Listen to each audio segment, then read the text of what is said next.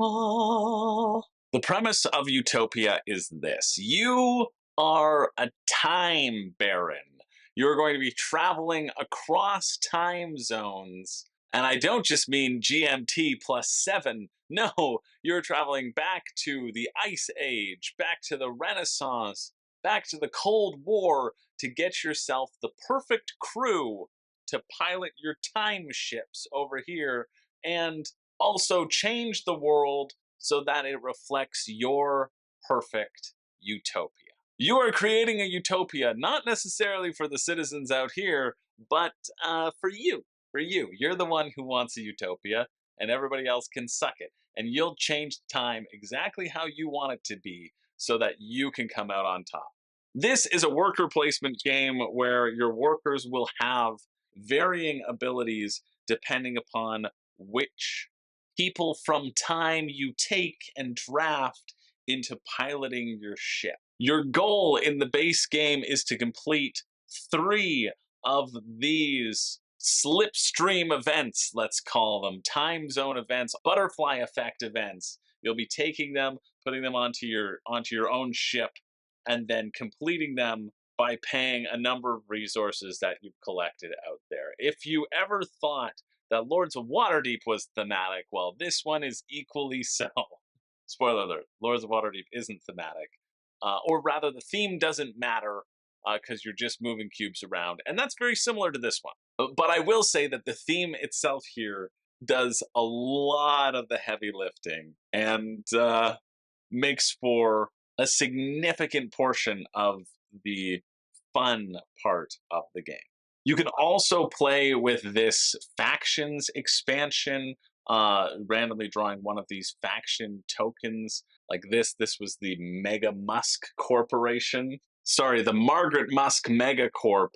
And they give you a special ability depending upon what you do throughout the game. So I'm not sure if this is included in the base game. This was on GameFound a while ago. And I took note of it in Crowdfunding Countdown. I thought, you know what, this looks kind of fun. And it reminded me of something very similar to Lords of Waterdeep, when you're trying to complete these sorts of contracts using different style resources. These are very, very nice poker chips, like really great quality. Everything you're seeing here is from the deluxe edition. I believe that's what they sent for me to review.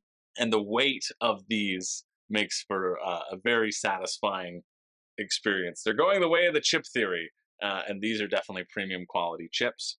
But yeah, you're going to send your people out to take actions to get this stuff, to pay for these, to try to be the first person to complete it. Right now, you see I have this set up for a 2-player game. I left these open, but if you want to add more time zones for a 3-player game, you can. Boom, boom. And then if you have more players, it can go 4 players, boom, and all the way up to 5 players with all the different time zones out there.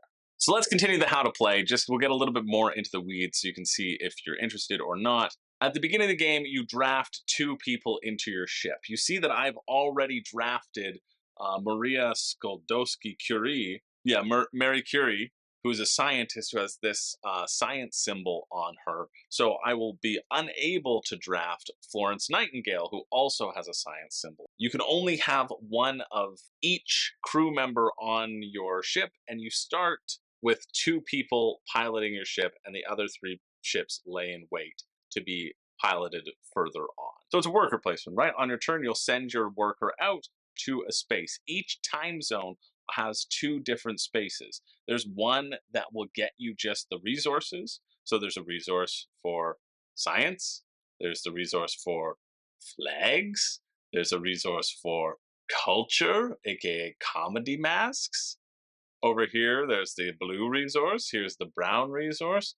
Here's where you can trade resources. And here's where you can assassinate somebody, sending them into the void, and also getting to take their action. So this basically exists in order so people can't block you out of actions, although I did try to abuse it as much as possible to see if I could break the game, and I don't think I did, which is a positive.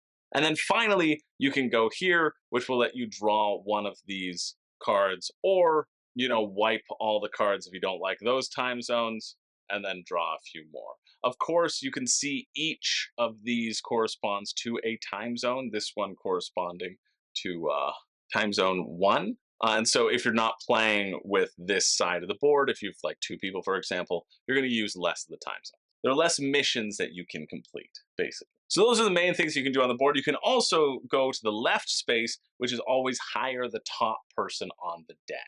And every round, this deck is going to cycle, so new people will turn up.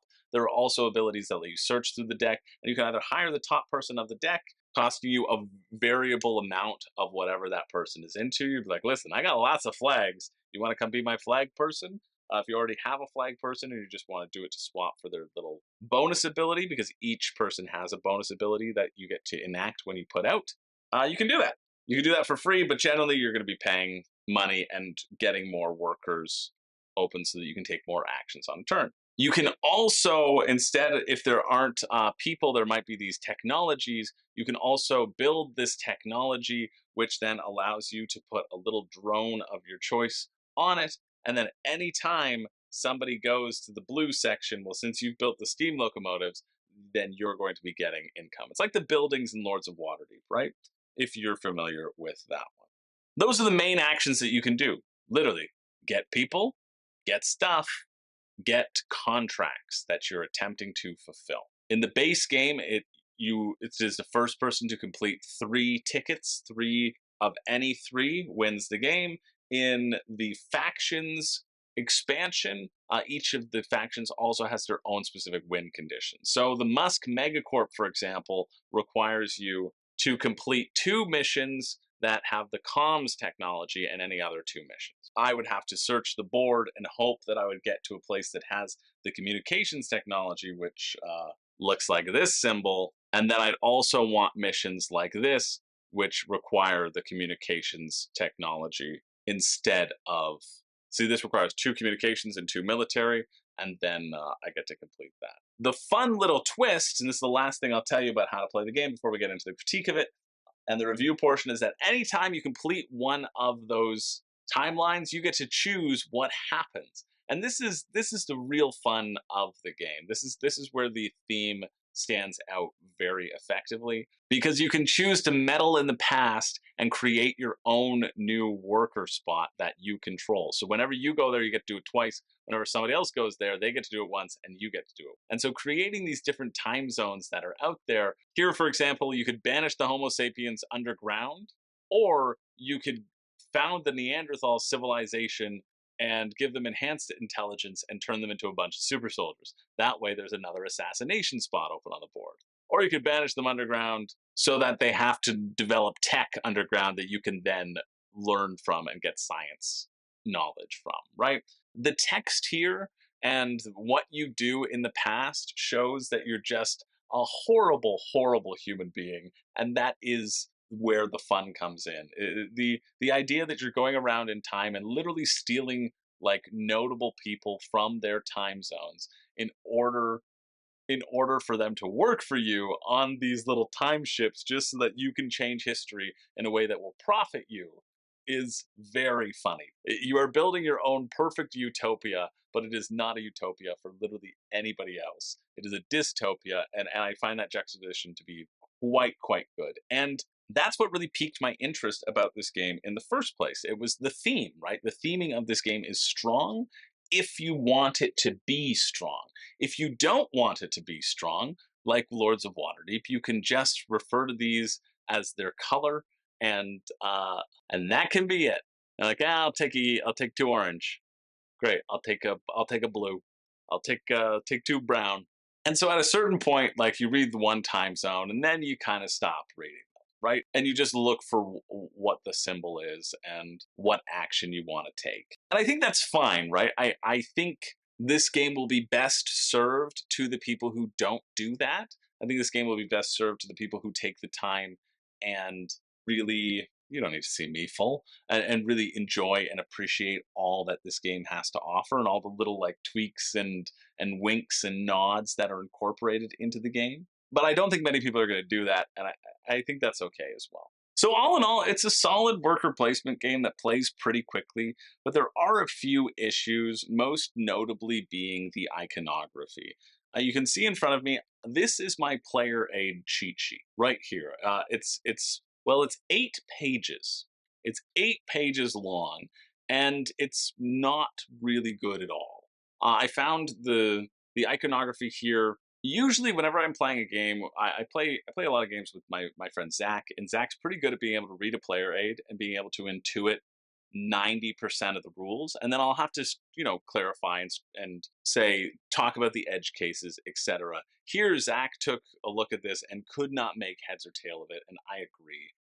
It's a real mess, and I think that comes from having too many icons out there. Some of the icons are fine, right? Like any of the icons that refer to these large resources, you know those because you're constantly interacting with them.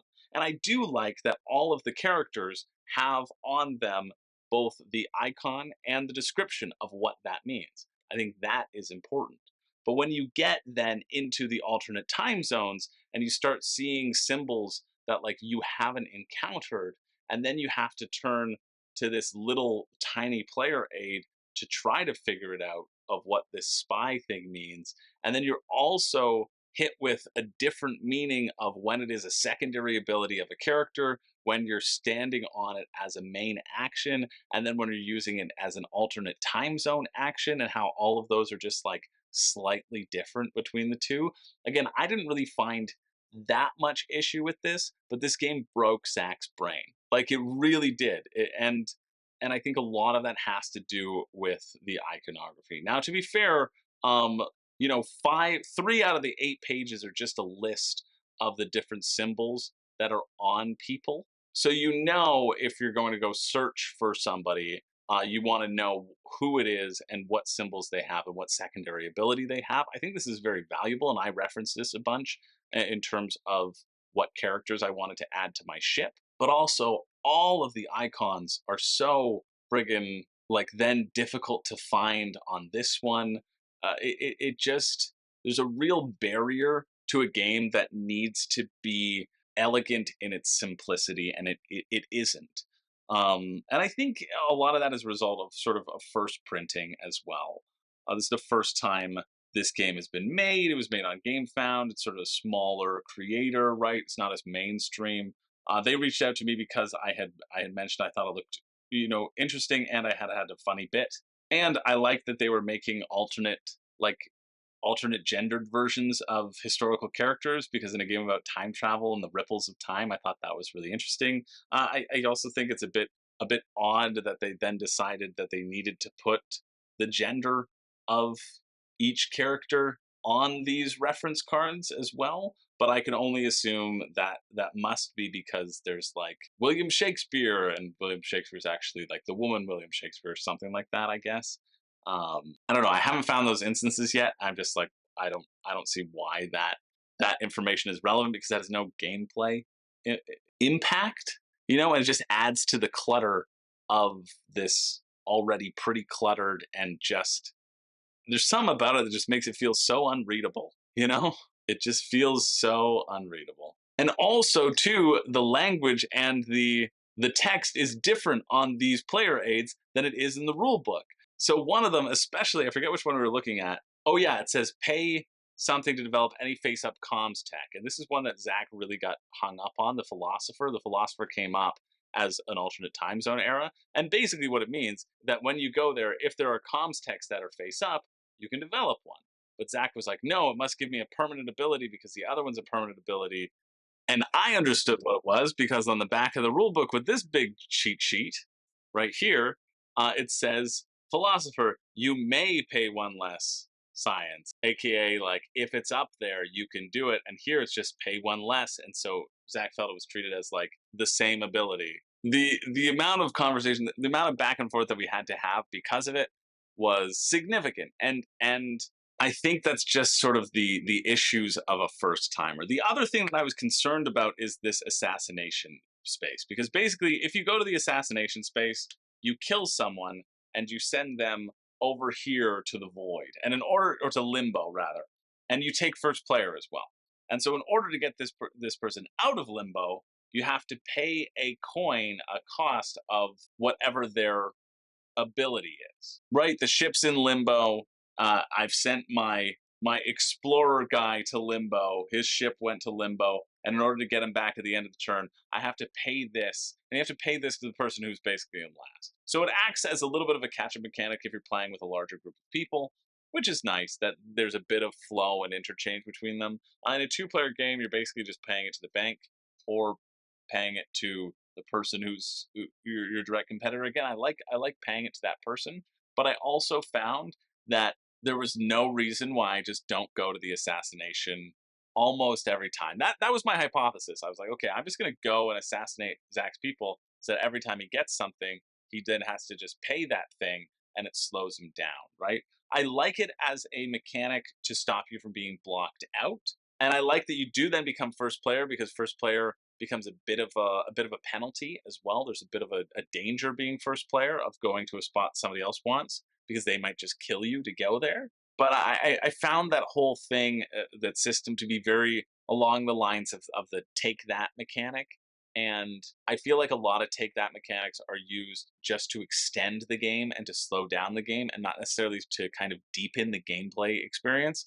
And so this was teetering on that. I don't think it fully was, because Zach never really went to the assassination unless he needed a spot. He was trying to economize it. He was trying to economize his actions. But for me, anytime I was like, yeah, I could kind of benefit from that, I would go and I would kill Zach to kind of whittle his speed down a bit, right? And so it just feels like one of those things that purposefully pulls people back when they're in the lead, because it forces them to pay the people who are in last, and it also is just like, well, why wouldn't you do it in a two-player game? Why wouldn't I kill Zach? Because if I don't kill him, he's going to kill me, and that's why immediately I picked up somebody like Marie Curie, who says at the end of the round you may recover exactly one crew member from limbo for free, if they got, right.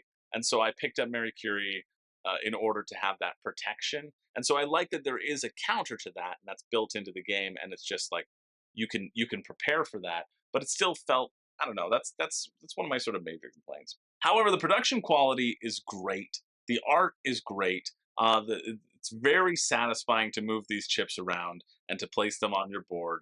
And yeah, it would be less good without these weighted chips for sure. It's kind of like the versions of Splendor. The ones that have the heavier chips is the better way to play Splendor. That's just how it is. So there's a lot that I like here, but ultimately it's fighting in a very tough weight class. There's a lot of really good worker placements out there, and this one, while it has charm and I think will appeal to the right audience because of that charm, for me, it didn't really overthrow Lords of Waterdeep. And if I'm going to play a quick cube pusher moving things around, I'm probably not going to pick this one, which has the potential to just kind of slow people down. I'm going to pick something like Lords of Waterdeep instead, because the worker placement spots where you get stuff, especially in a game where you're trying to complete things, where you're getting things, you get a little bit more flexibility. Now it's a different game, right? It's a different game because you're racing to 3, and you're certainly going to build more than 3 in something like Lords of Waterdeep. And so this is a race, and this is sort of an action efficiency game. And because of that, it's the limbo aspect that kind of, I don't know, rubs me a little bit of the wrong way. But unfortunately, it's one of those things that, like, I think to remove it would make it worse. I think it's currently the right call, but I just don't know. I don't know how I would change it, which is always tough when you're giving a critique. Is usually you want to provide feedback on how it would change, but I just, that's a part that feels a little bit stunted. But if you're looking for a game with like lots of charm and cheekiness and good production design, although this stupid insert does not matter and it's completely pointless. You put all these little, it's so hard to get these little ships out of their little nubbins, and every ship doesn't need their own spot because that's just ludicrous. But other than that, production quality is great. The art is fun, and the storytelling and like the richness of the theme is fun if you're going to buy into that. If you're not going to buy into that, I don't know if this holds its own enough as a worker placement game to warrant continual play. So it's one of those things where, like, if someone said, hey, let's play Utopia 7 out of 10 times, I would say, yeah, okay, let's do it. 3 out of 10 times I would be like, not today. But it's good. Like, I'd be happy to play it, but ultimately it kind of falls in that sort of 3 out of 5 bar if I had to give it a number. You're never drowning in resources. You're never getting that immediate feedback. You're never getting that dopamine rush of getting a bunch of stuff, but it just feels like a plodding race with some obstacles that don't necessarily have to be there. So there you go. Hopefully that was helpful. Thank you to the team Gravity Games for sending this my way. I really appreciate it. I'm super grateful I got to try it out. And hopefully this helps you decide on your own buying decision. So thanks very much for watching. My name's Chris George. I don't have a catchphrase, but I do have the beautiful sound of these weighted chips. Mmm, baby. Oh, it's so satisfying. Like, really up levels the satisfaction of moving the pieces around. Yeah, like the pieces interacting with this game is very enjoyable on that tactile level for sure. Yeah, I gotta jump back on and say the factions are so funny. Like, they're really funny. I was just looking through them. We'll go to that. We're just looking through them as like a final pass through. And which one was I looking at? Time Zone 11. Yeah, their variable win conditions are pretty funny too. Basically, your Utopia is to destroy the resistance.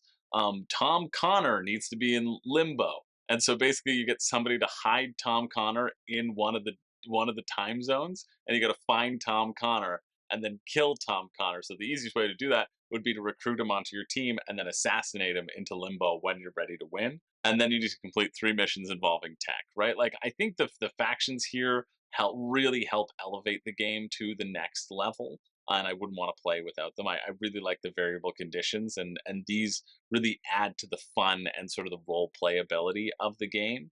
And yeah, I just wanted to say that this is for sure a highlight.